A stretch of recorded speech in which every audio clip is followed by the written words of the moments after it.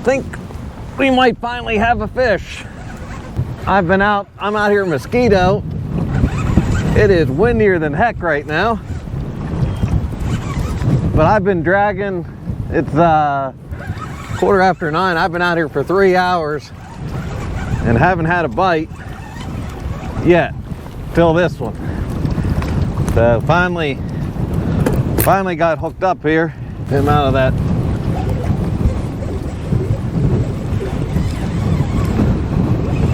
Maybe trying to keep him out of the drift sock. I got 2 drift socks out, trying to keep myself slowed down enough to drag going with the wind, because it's way too windy to go into the wind.